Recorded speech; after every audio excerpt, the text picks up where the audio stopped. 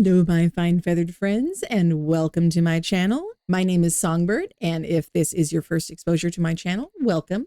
I thought I'd just knock out a real quick little video here, just giving the bare bones basic how to get started building in 7 Days to Die. I know there's a ton of tutorials out there for different types of builds and horde bases. This is not going to be one of those.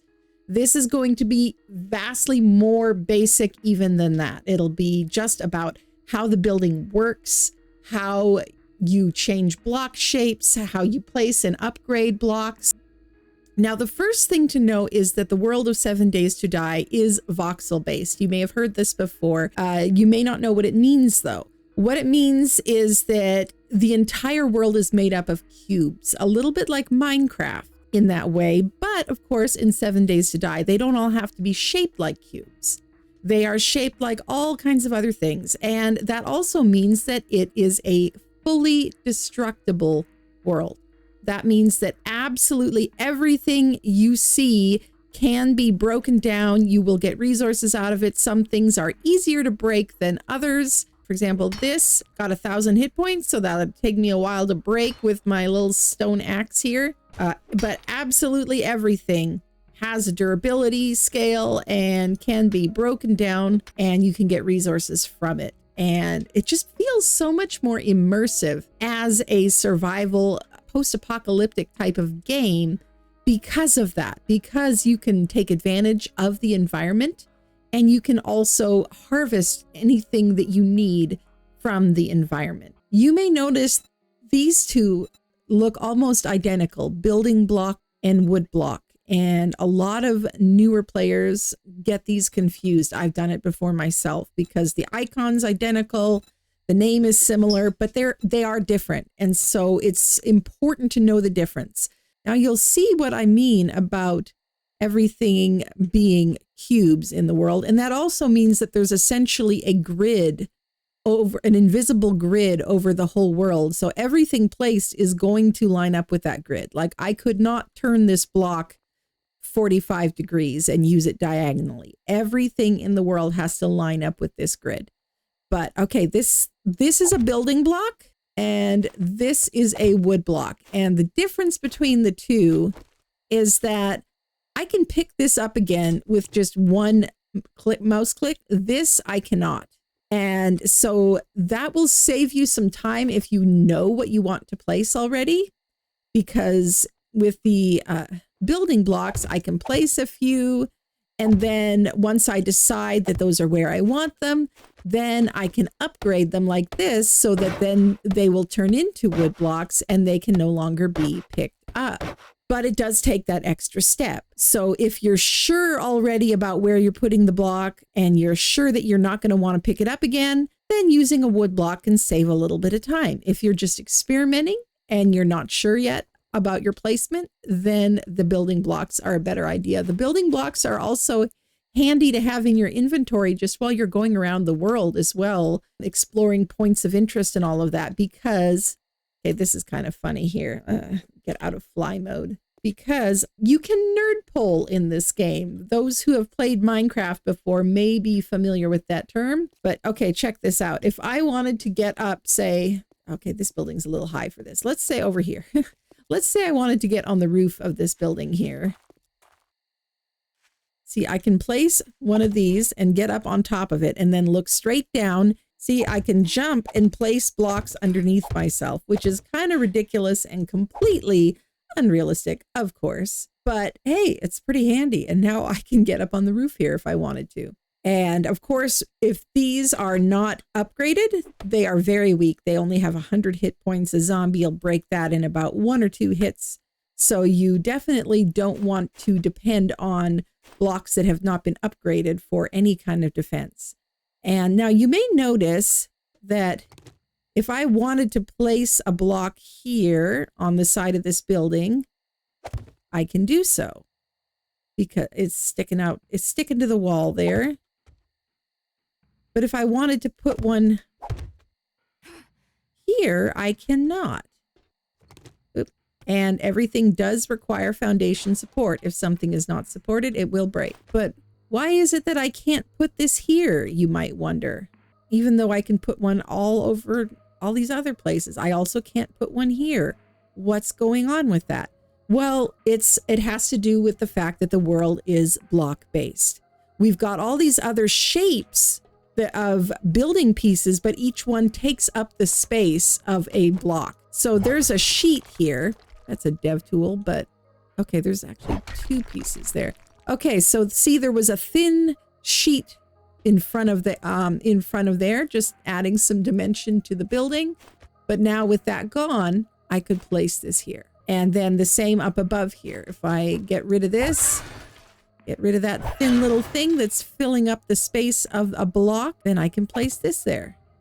So how do you get all of those other interesting shapes? It's kind of handy to be able to split them into stacks. By the way, to split stacks, you just click on it with your right mouse button instead of your left. I don't know what you do on console. Not a console player. Sorry, can't help you there. But maybe the console players in the comments will be able to help us out. You see also here, you know, I can't put anything in between these, but I can make it look like it's balanced somewhat precariously there. It looks like it's floating in midair. You can actually do some kind of cool things because in the eyes of the game, that is fully supported, even though to us, it is floating because of the fact that these below fill up a full cube, even though visually, obviously, they don't.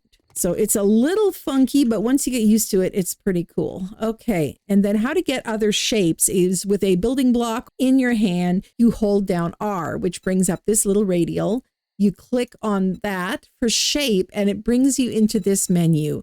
And this is, I really like this building system because you don't have to craft all of these different pieces individually and then find a way to store all the extras that you're not using. There are so many choices here, and there's even more choices down the side here. So these are the very basic, probably most used pieces by most people. But then if you click down, you will see that there are even more. There's rounded shapes, there's half shapes, there's plates and fine detailed shapes. There's all kinds of cool stuff. And it's fun to experiment with these as well because the zombies interact with different pieces differently. And so if you play around with that, you can sometimes kind of exploit their AI a little bit, get them confused. And that, of course, improves your defenses if you can keep the zombies from getting into your build or from destroying it, because in 7 Days to Die, zombies can destroy blocks. They can do structure damage, especially on Horde Night. I believe they have a multiplier that makes them do even more structural damage. So yeah, they will break through a structure. They'll break through a door within a few minutes, even if it's a reinforced door. If it's a metal door, it'll take them a little longer, but they still will get through. So if you're able to find ways of kind of outsmarting them, that can be a huge benefit. So there's all of these. You can also set some to be favorites, which will then show up in the favorites menu. So you don't have to keep digging through all of these every time, all of these different shapes of poles. And it's going to take me time to go through all of this and figure out all these pieces and what they're good for. There's even some broken, destroyed looking pieces for if you want to build your own partially destroyed post-apocalyptic looking thing. And we got all kinds of cool stairs and railings and stuff. Yeah, all kinds of stuff. There's more destroyed pieces. They know that a lot of people love the building in this game. And so as time has gone on, the Fun Pimps have just added so many cool items to so many cool shapes to this. So there's even decor in here, different design pieces as well. There's even letters. These are the size of a block. So if you wanted to make a really big sign or something, these are great for that. But we'll start with the really basic ones. And yeah, let's show you a plate here. So I just click on that and then I can hit escape. And now instead of blocks, I can place this shape, which once again, I've got the blocks below me appear to be half blocks. So these look like they're floating, but that's okay. But yeah, sometimes you want something that doesn't take up quite as much space. And The plates are good for that. But I want to show you something else. And this is true of all of the different types of building pieces. As you build outwards, you'll see that it's starting to get this yellow glow around it. And it's kind of getting brighter the farther out I go. And now this one is full yellow. And now it's pink. And what that means, that is a warning. That means that I can't place one more block or it will collapse because it needs more foundational support, essentially. So different types of building materials can extend out farther before needing more support again. Wood goes a certain distance, concrete goes farther, et cetera, et cetera. And you'll see if you click on the block, it'll tell you. And this is true of all of the different shapes of the same block. So like the mass is 5, horizontal support is 40, hit points is 500, vertical support, light opacity, all of these little details. You can click back and forth between the tooltip and the data over here. Doing a little math here. This is standing out. This is 1, 2, 3, 4.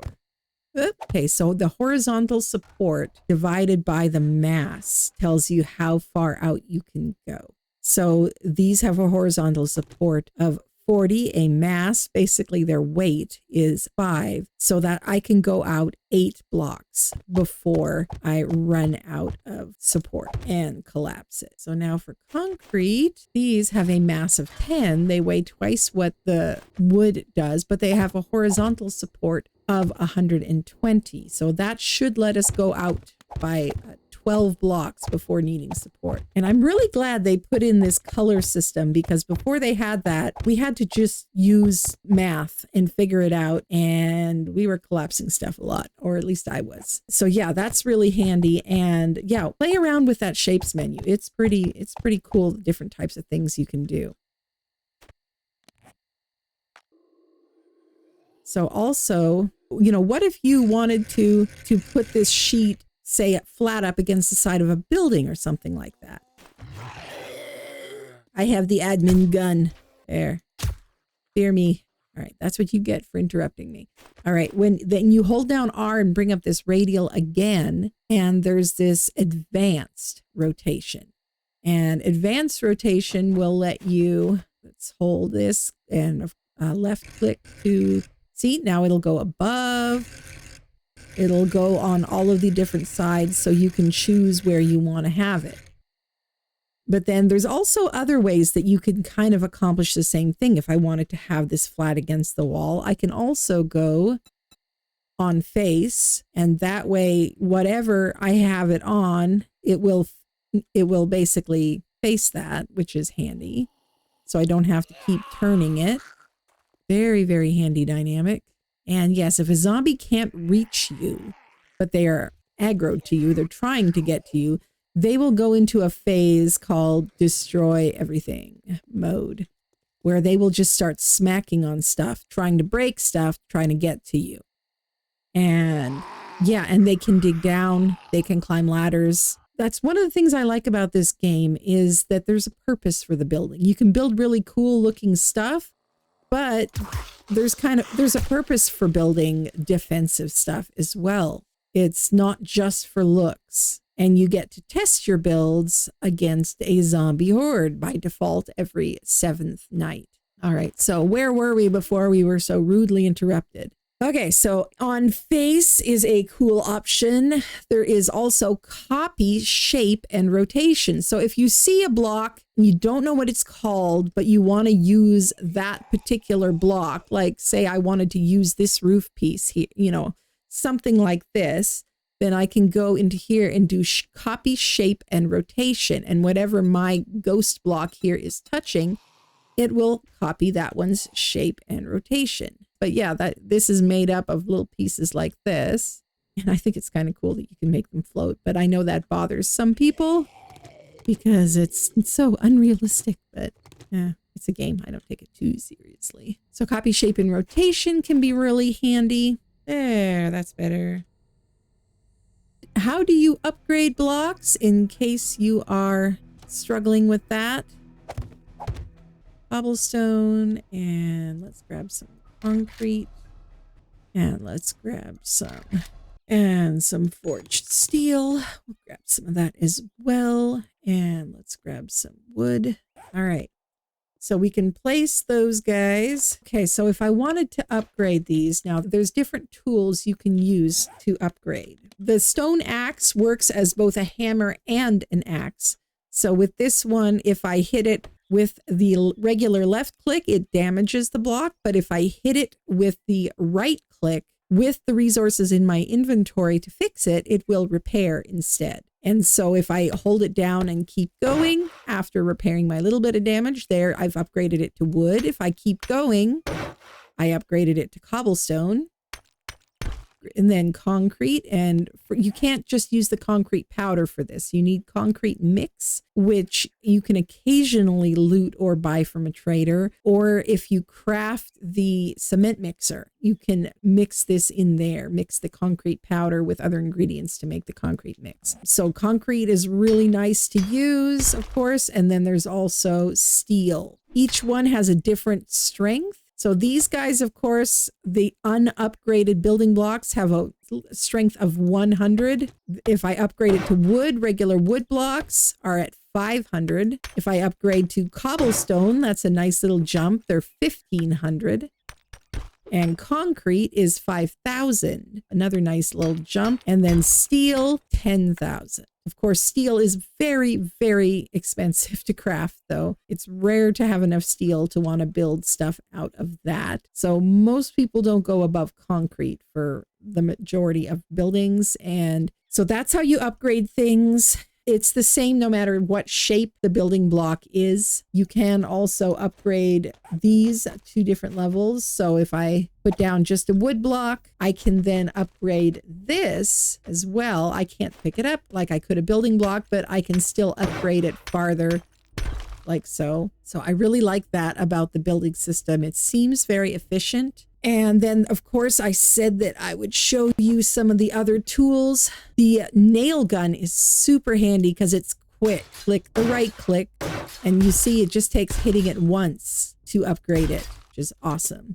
And most of the time you can even upgrade structures in POIs, in different points of interest. If you have the resources, you can choose a point of interest, choose a building, and then you can upgrade it. You can add defenses to it. There's no limit really to what you can do. And another tool that you can use for the same purpose is the hammer. And once again, the left click will damage, but the right click will repair and upgrade. So it's quicker than the stone axe for sure, but not quite as quick as the nail gun. So that's how upgrading works. And then defense considerations, some things that you may want to know when you are upgrading a point of interest to turn it into a base. And actually, like, maybe I should back up even more from that and start with, what do you need in a base? In 7 Days to Die, there's basically two types of bases. There are crafting bases where you keep all your stuff and your crafting stations, and there is your Horde Night base where you have all the defenses for when the zombie horde spawns and comes after you. Because the thing to know is, on Horde Night, you can't hide. The zombies know where you are. They always will know exactly where you are. It doesn't matter if you hide in a deep, dark cave or in the middle of a building or whatever. They know where you are. They can smell you or something, and they are coming for you. And depending on the difficulty setting that you have it on, there may be a lot of them coming. So what are the benefits of having your horde base and crafting base together? Well, there's the obvious convenience. It will take less resources to build just one base or fix up just one point of interest. And also on Horde Night, you'll have all of your supplies and materials right there in case you should need anything. So that's definitely something to be considered. But there are also some drawbacks and dangers. Some people choose to build their horde base separate from their crafting base, because especially as you get later into the game, there are zombies that have attacks that will damage blocks even at a distance. Like there are zombie policemen, zombie cops who spew acidic green vomit. Yeah, I know, totally disgusting, but the cops spew vomit at quite a distance, and that will damage you, and also it will damage blocks that it hits. And there are also some zombies that have explosive attacks. You won't be seeing those for your first several horde nights. Those are definitely a later game type of enemy. So those are some defense considerations to keep in mind. Also, zombies can climb ladders. Zombies can break down doors.